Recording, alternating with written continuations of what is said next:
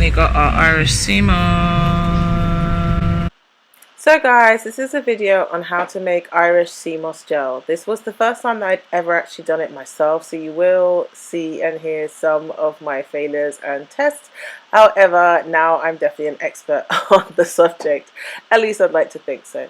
Anyways, this was last year when I was in Bali, living there in Ubud with my partner Nick, and we had got an Irish seamoss for the first time after being inspired by countless videos on YouTube and Instagram, including chakra bars. So enjoy. Guys, we put in, okay, put them down. So guys, we put in our amethyst and our red jasper to charge the water. I think we should put the Irish seamoss or Irish moss in first and then put the water in according to that.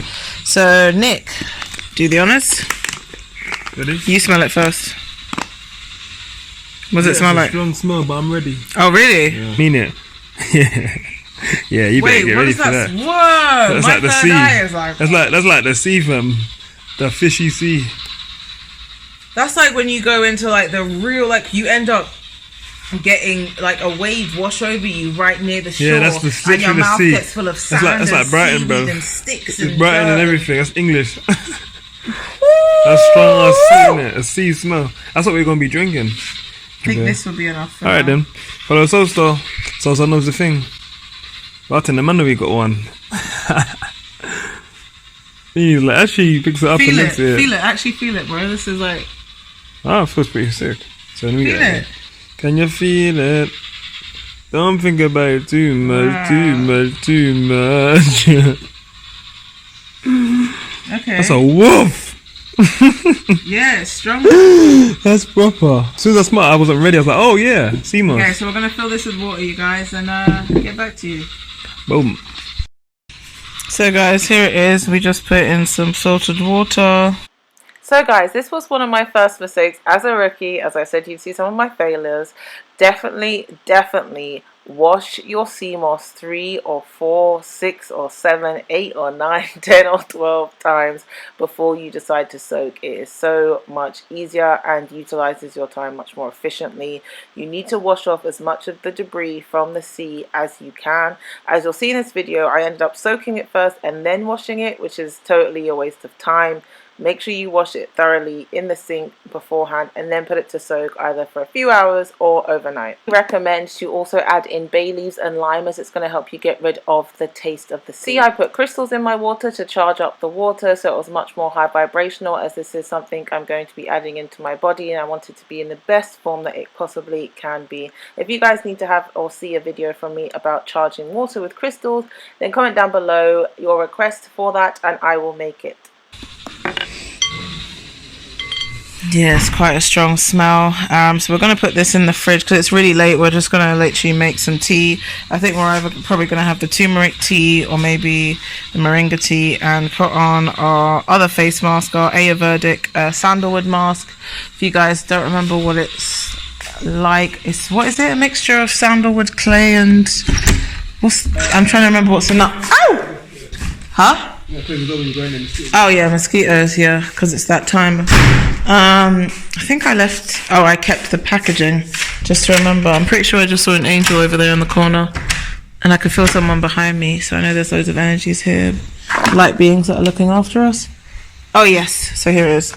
I saved it because I couldn't, just in case I forgot. So this is the mask that we've been using recently, Ayurvedic facial mask.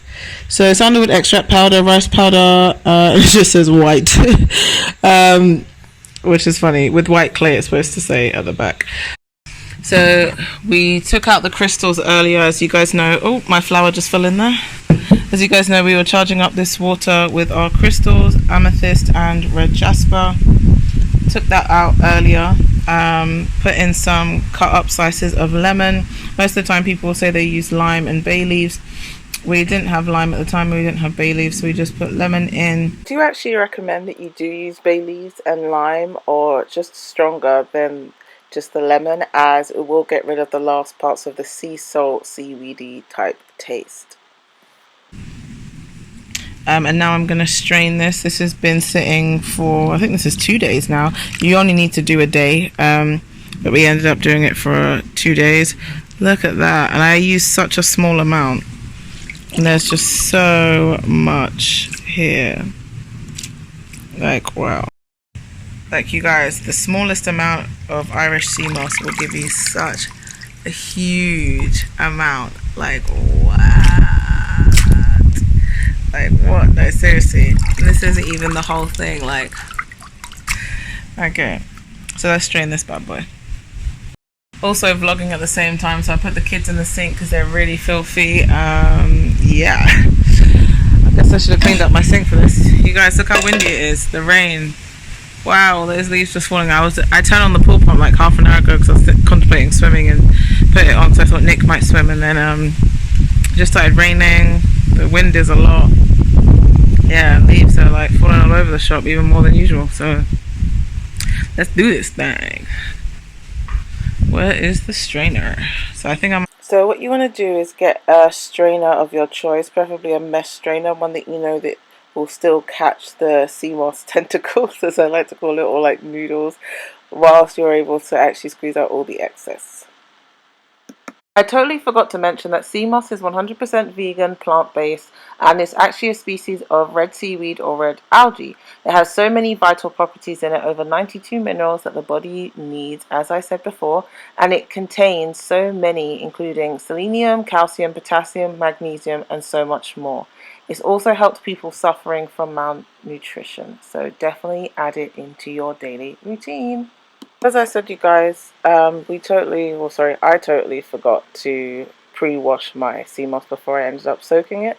So definitely rinse it thoroughly at least 7 to 10 times before you soak it. It's so much easier. But if you end up just putting it into water to soak for 24 hours like I did, you could still then wash it about 7 to 10 times afterwards. You just really want to make sure that it's thoroughly cleaned and you try and get as much debris off as you can. Yeah. It's making me like giggle. I feel like I'm playing with like my own brand of like Play-Doh, or I don't know. Like, is this my own version of slime? So fresh batch of water. I'm just gonna massage it. Super cool texture, you guys. Like, what? Wow, this is so cool. So guys, as I said, it was starting to rain and now it's fully raining.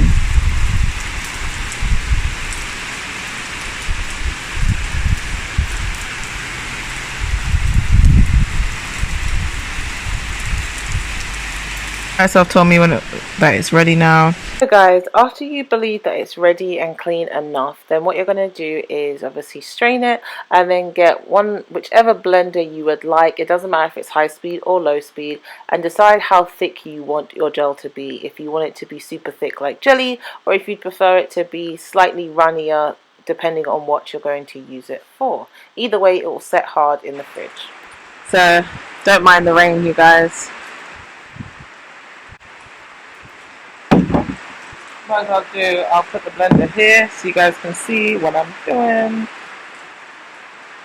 Sea moss is such an amazing elixir that you should definitely try to incorporate in your life. Not only does it give you so much more energy, it can help treat thyroid disorders, it relieves respiratory problems, it boosts your mental health, promotes recovery, improves skin health, and aids in quick digestion. And that's only a small amount of the benefits when you start incorporating sea moss in your day-to-day life.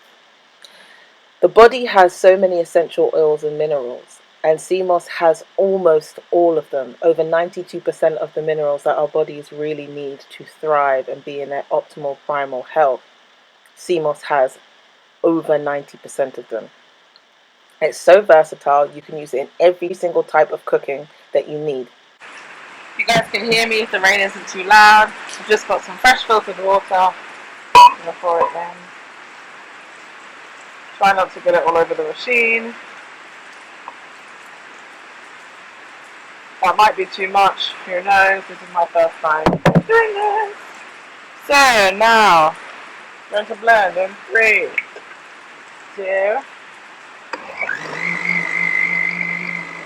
If you guys want a thicker gel, maybe you're going to use it as like another type of aquafaba, or as a thickening agent, maybe for some vegan baking and stuff like that, or just to make better tofu scrambled also so it's thicker. But if you'd like it to be I guess more like a really big gel-like soup, mainly using it for drinking elixirs, liquids, then definitely put the same amount of water that I put in. It just depends on the type of thickness you want.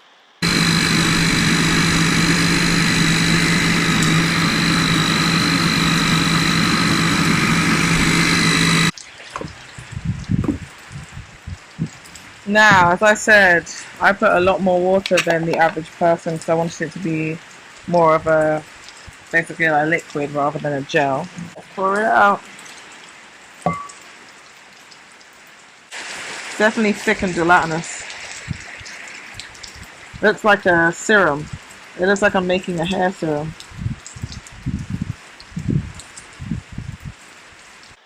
I incorporate it into smoothies, I incorporate it into my soups, into my elixirs. I even sometimes just put scoops of the seamoss gel I've made into my teas and herbs that I'm brewing on the stove. Whether it's savory, whether it's sweet, whether it's bread, whether it's even making it into a salad dressing, seamoss gel is so versatile that once you make it, you won't want to stop. Now I'm going to try out something. I'm going to try out a bit of cacao, a bit of banana, frozen banana, and a bit of water and see how that goes.